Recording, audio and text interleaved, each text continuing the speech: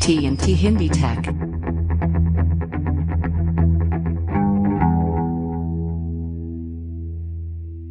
Hi friends, my name is Rajendra Singh Arora और T Hindi league में आप सबका स्वागत है। फ्रेंड, आज के इस वीडियो में हम देखने वाले हैं R22, R32 और R410 का स्टैंडिंग प्रेशर और बैक प्रेशर कितना होना चाहिए।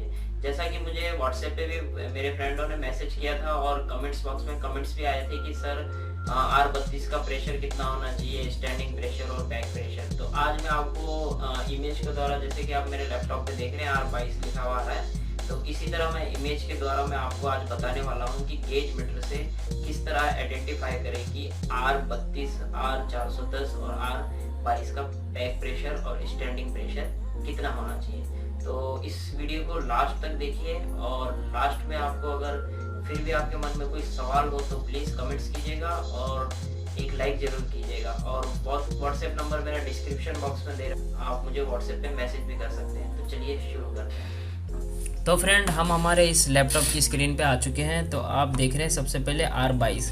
तो यहाँ पे आप ये देखिए, यहाँ पे लिखा हुआ है बैक प्रेशर। बैक प्रेशर कब होता है? जब हमारा AC ऑन होता है, रनिंग में होता है, तब हमारा जो प्रेशर होता है R22 का वो होना चाहिए 60 से 75 PSI के बीच में। आप 60 से लेके 65 भी हो सकता है, 70 भी हो सकता है, किसी में कम भी होता है, किसी में ज़्यादा होता है। अगर आपको लगे कि ये 60 से नीचे आ रहा है, 50 है या 40 है, तो मैं आपको सजेशन करूंगा कि आप यहाँ पे गैस जो है रिफ़िल कर लीजिए।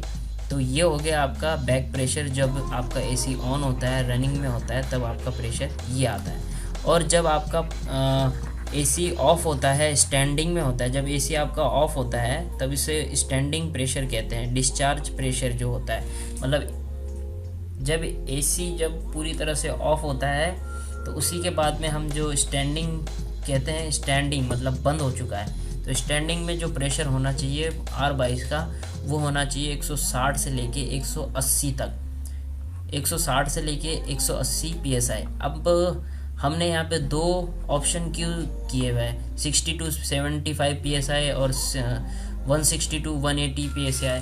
तो इसमें इनमें इतना अंतर क्यों रखा हुआ है? तो फ्रेंड, मैं यहाँ पे थोड़ा सा क्लियर करता हूँ आपको कि आपने हमेशा AC के आउटडोर यूनिट पे लेबल लगा हुआ होता है, जहाँ पे मैंने आपको एक वीडियो में बताया था गैस चार्जिंग वाले, उसमें मैंने बताया था कि बाहर आउटडोर यूनिट पे लेबल लगा हुआ होता है और वहाँ पे साफ साफ लिखा होता है कि इसमें कौन सी गैस डलेगी और इसमें कितनी गैस डलेगी। अभी मैं आपको आगे एक इमेज दिखाऊंगा, तो आप उसमें अभी देखिएगा, वहाँ पे मैं आपको क्लियर करता हूँ। तो उस लेबल के ऊपर लिखा हुआ होता है कि आप इसमें 800 ग्राम गैस डालिए, या इसमें 750 ग्राम गैस डालिए, या 680 ग्राम गैस डालिए। तो ऐसे अगर गैस में डिफरेंस होता है कम ज़्यादा का, तो यहाँ पे जो PSI है, जो स्टैंडिंग प्रेशर है, वो 160 से 180 के बीच में आता है और रनिंग प्रेशर में भी 60 से लेके 75 तक PSI आता है। तो ये रनिंग का प्रेशर है जो लाल में है, और ये नीचे जो है ये ऑन का प्रेशर है, सॉरी ऑफ। जब हमारा आउटडोर AC जब ऑफ रहता है तब हमारा ये प्रेशर आता है R22 का। तो अब हम देखते हैं R32 का।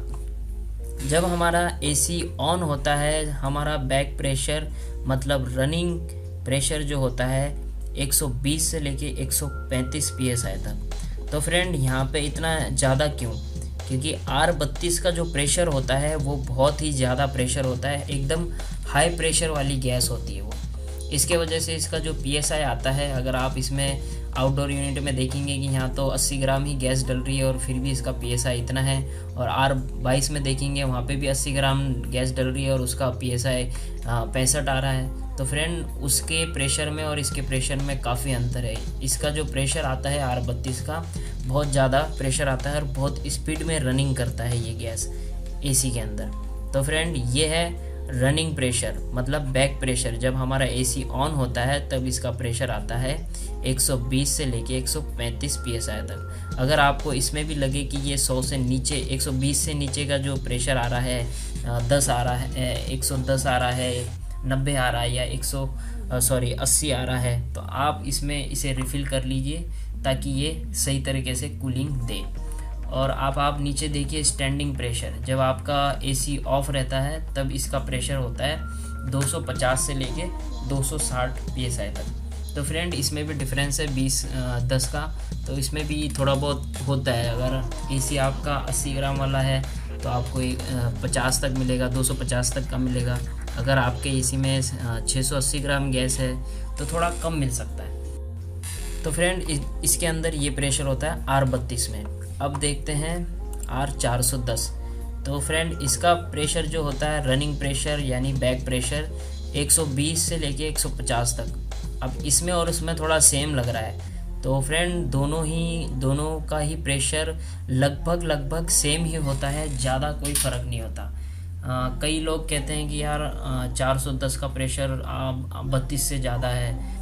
ये और वो दोनों सेम ही लग रहे हैं, लेकिन इनका जो प्रेशर होता है लगभग सेम होता है।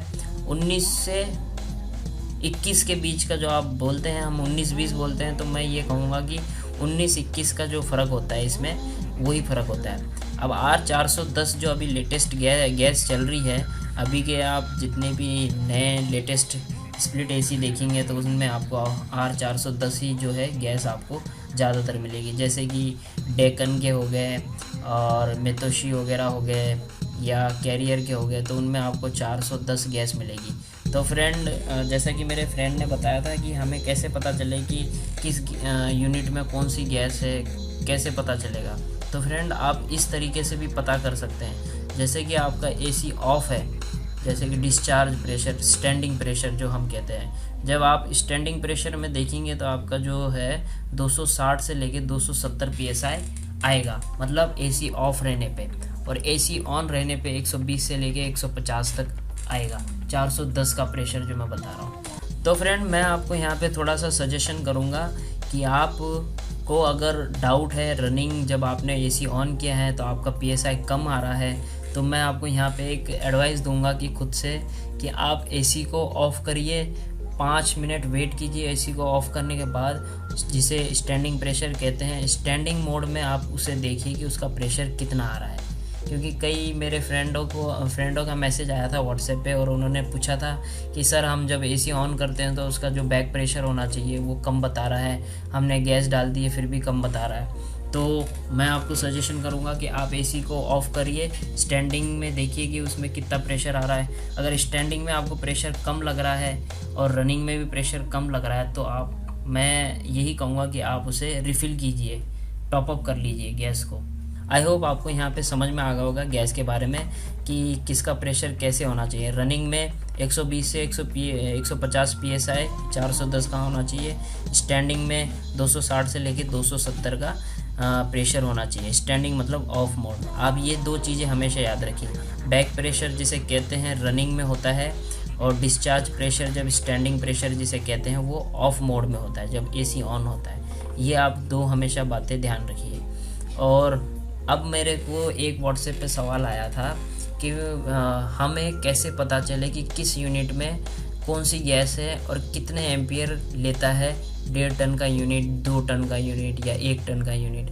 तो मैंने उन्हें रिप्लाई दिया था कि फ्रेंड हर यूनिट के आउटडोर के ऊपर एक लेबल लगा हुआ होता है और वहाँ पे साफ साफ लिखा हुआ होता है कि इसमें इतनी गैस डलेगी, ये वाली गैस डलेगी और इसका इतना एम्पियर आएगा।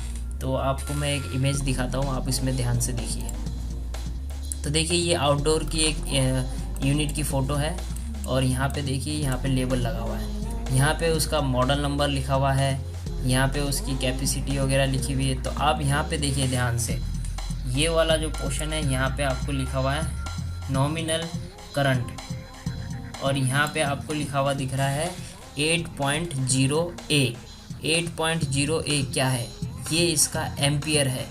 इस यूनिट का जो एम्पियर आना चाहिए वो इस यूनिट का ये एम्पियर है। हर आउटडोर यूनिट के पीछे हर आउटडोर यूनिट में आपको इस तरह का लेबल लगा हुआ दिखेगा, उसके ऊपर एम्पियर और उसके अंदर कौन सी गैस है और कितनी गैस डलेगी, वो सारी चीज़ें आपको यहाँ पे दिख जाएगी। तो यहाँ पे देखिए अब आप गैस टाइप चार्जिंग, तो यहाँ पे लिखा हुआ है गैस टाइप चार्जिंग में R22 और यहाँ लिखा हुआ है 1.150 kg, मतलब 1 किलो 150 ग्राम इसमें R22 गैस डलेगी। ये है इसका पूरा डायग्राम। तो आप हमेशा ध्यान रखिए कि आप जिस यूनिट को चेक कर रहे हैं उसमें गैस कौन सी है, तो आप इस तरह का लेवल देख लीजिए।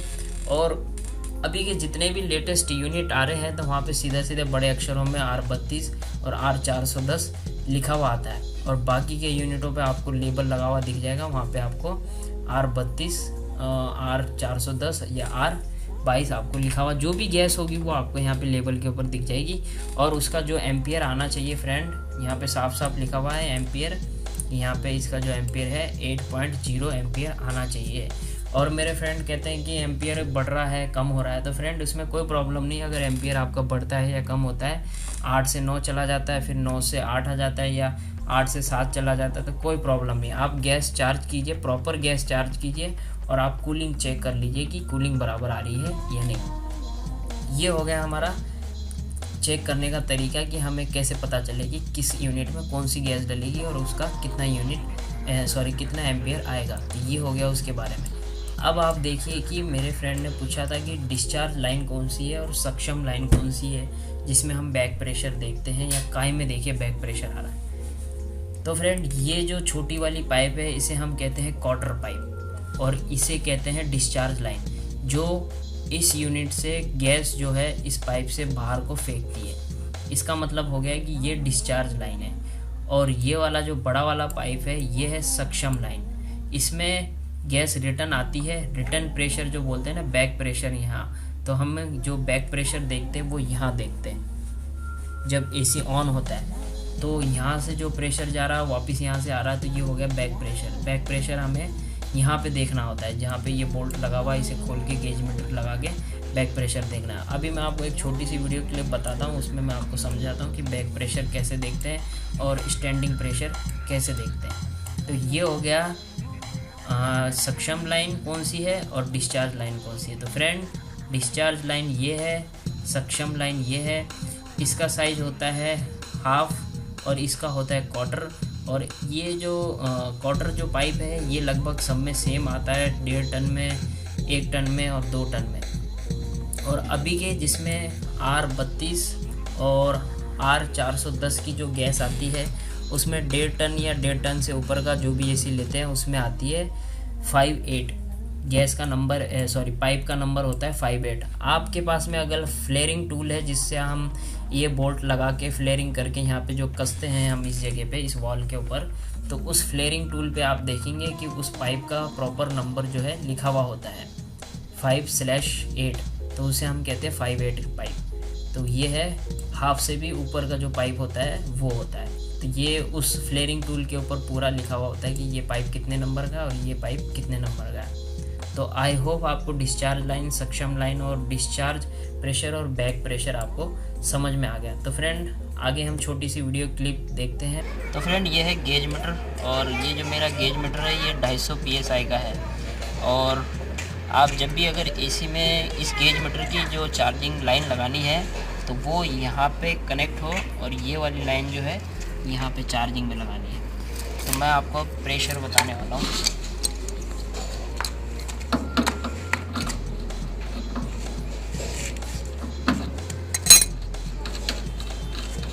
पास करके अभी है एसी ऑफ, और ऑफ कंडीशन में, इस ऑफ कंडीशन में जिसे स्टैंड प्रेशर बोलते हैं, स्टैंड प्रेशर, वो हम देखने वाले हैं। और ये है गेज मीटर। गेज मीटर का जो ये वाला चार्जिंग लाइन है ये हमें यहाँ लगानी है, और दूसरी वाली जो चार्जिंग लाइन होती है ये हमें गैस की टंकी में लगानी है, अगर आपके पास ऐसा गेज मीटर है। तो अब मैं ये वाली जो ब्लैक वाली है चार्जिंग लाइन मैं यहाँ लगाता हूँ।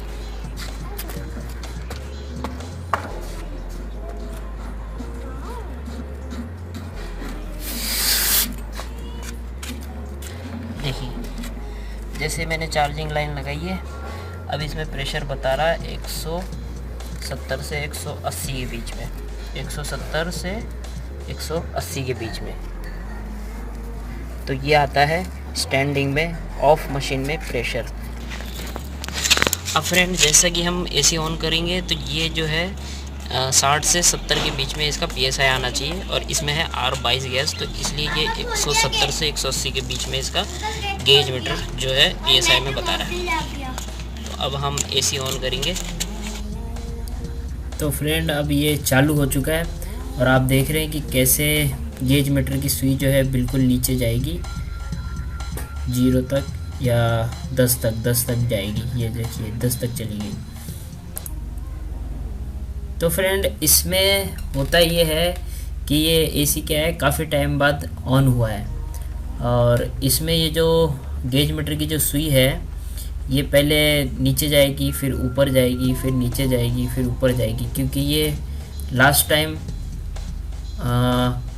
अक्टूबर में चला था और सर्विसिंग के लिए जो मैंने ही चालू किया था, और उसके बाद अब चला है अप्रैल में। तो अब आप अंदाज़ा लगा लीजिए कि आज क्या तारीख है। आज के दिन ये वीडियो अपडेट हुआ है और आज ही के दिन ये ऑन हुआ है। तो इसका जो PSI आ रहा था 170 से 180 के बीच में, तो इसमें थोड़ी गैस कम है। तो आप देखेंगे कि धीरे धीरे ये जो PSI है अभी बैक प्रेशर जो ऑन में रनिंग में जो बताना चाहिए, तो ये आपको मेरे ख्याल से 50 से 60 के बीच में दिखाएगा। तो आप ध्यान से देखिए, इस वीडियो को मैं कंटिन्यू रखूँगा और आप ध्यान से देखिए, ये 50 तक जाएगा, मेरा अंदाज़ा यही है।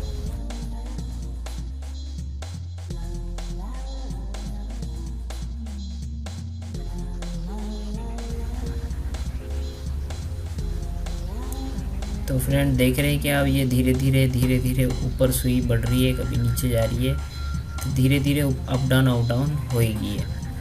तो हाँ, मैं पक्का बोल सकता हूँ कि ये 50 तक जाएगा, 50 से 60 के बीच में जाएगा ये।